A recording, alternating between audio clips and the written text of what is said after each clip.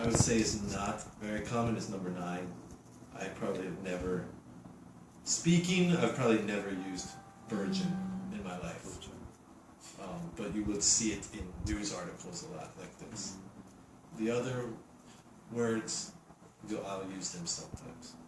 So, repercussion. We talked about that, I think. An often indirect effect. That's an important, notice the word indirect. When I said consequences is maybe more direct.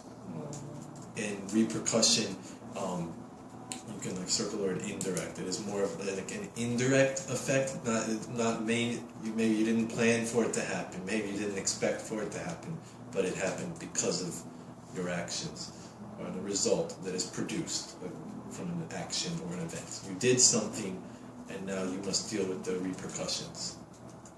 You must deal with the consequences. You must deal with the repercussions. The difference is, like I said, a consequence would maybe be something that is you would have expected, and a repercussion is maybe something unexpected. The example sentence, I have to suffer the repercussion of my bad decision. I said, deal with the repercussions, to suffer the repercussions. Here they probably used the word suffer because it was a bad decision. Repercussion doesn't always have to be bad. But probably when they use this word, I would say more often than not, they're using it because something bad happened. But there can be good repercussions as well. Number 2, exacerbate.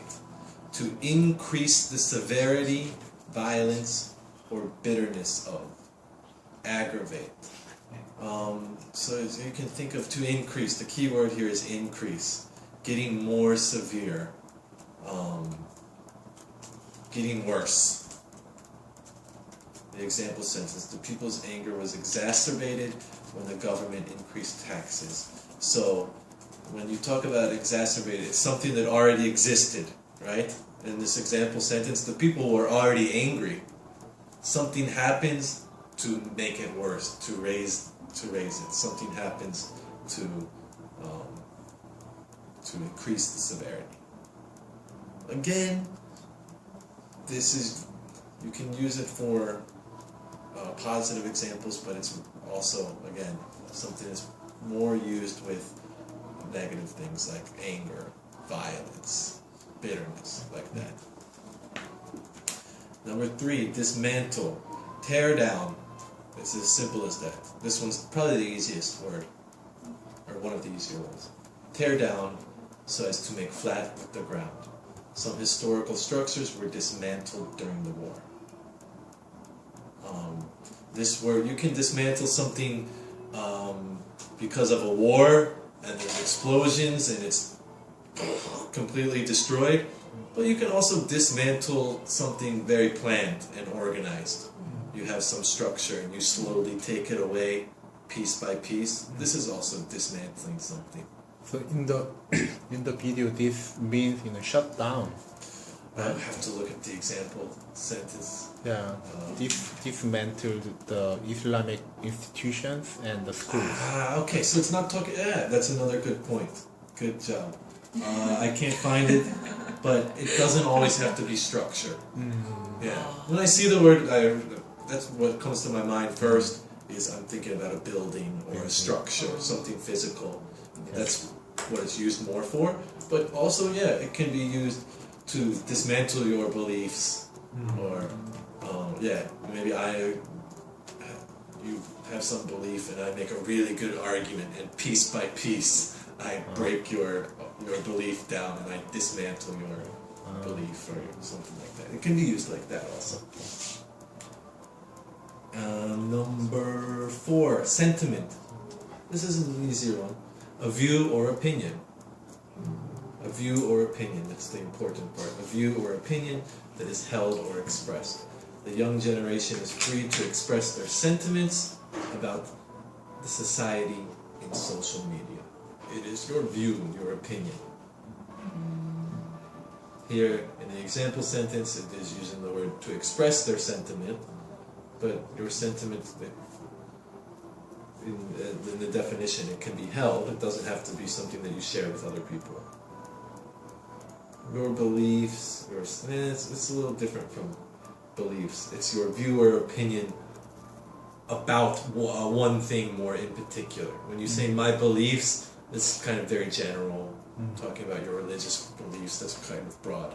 Your sentiment of something is like kind of more specific. In the example sentence, their sentiments about the society and social media.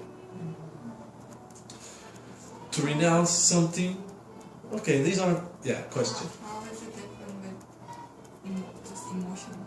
Emotion? The young generation is free to express their emotions. It's similar to emotion. Emotion is more feelings based, more emotional. More opinion? And this is more like, it's just this is your opinion and your thoughts of something. It's similar. Number 5, like I said, they're not as hard as I thought, actually. Renounce. To formally declare one's abandonment of. You are formally declaring. So this one definitely you're expressing it. Not just by yourself. You're kind of announcing it to public. I'm giving this up. The example sentence. A few people would never renounce their faith even if it means death to them. They would never renounce their faith. I'm Christian. She said she's Christian. And if you put a gun in my head and say you're not a Christian. No. Like that. Another example this word makes me think of, sometimes people renounce their citizenship. Some of my American friends that are, I guess you would call them gyopo, if they want to get the green card, their mother has to renounce her Korean citizenship, I think. This is how that works. I'm not sure why, but that's to renounce your citizenship. You are declaring, announcing, letting the government know, letting everybody know, I'm giving this up. I'm done with this. Acute. Presence or experienced to a severe or intense degree. Lenny was diagnosed with acute lung infection and was recommended to have an operation urgently. This, I forget how they use this in the sentence, I will look. The first thing I think of is kind of medical word a little bit. It's used with medicine and health. Acute lung infection. It is severe.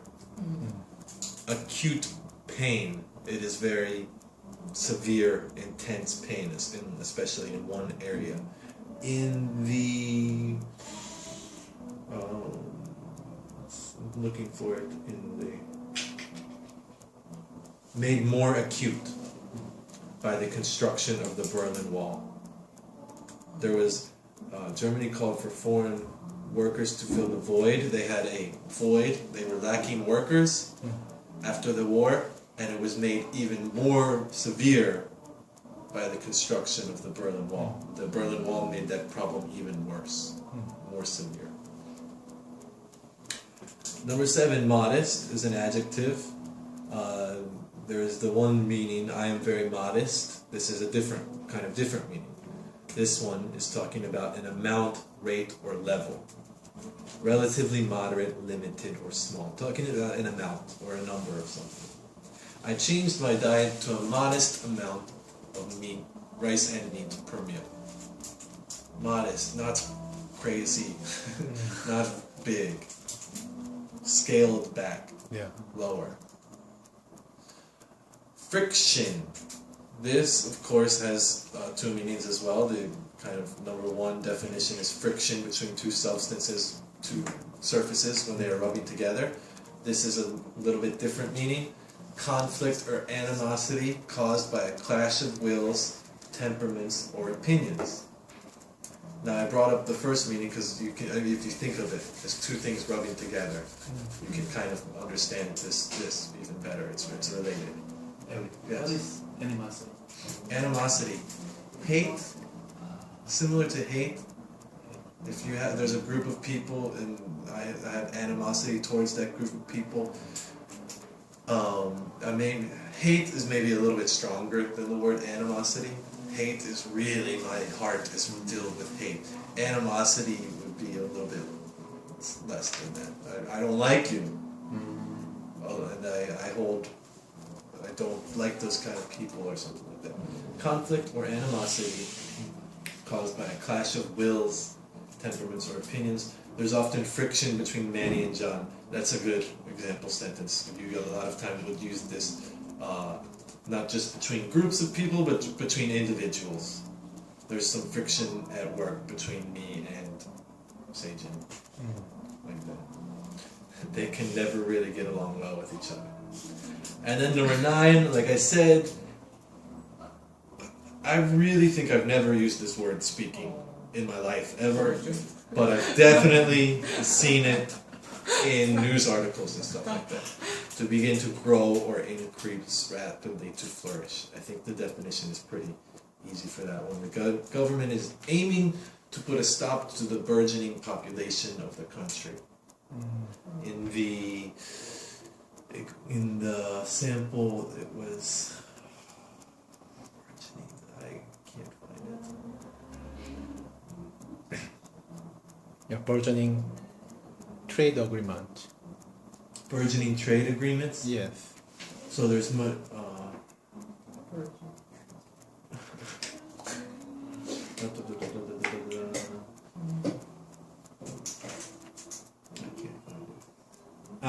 The need for a bigger labor force and burgeoning trade agreements in the 1960s and 70s. Yeah, during that period, all of a sudden many countries are making trade agreements that are growing. So we can say increasing. If I'm speaking, Yeah. I use the increasing. Burgeoning is a more textbook news type word. Yeah. Okay. Any questions? I think you just ask questions as we go along, which is good.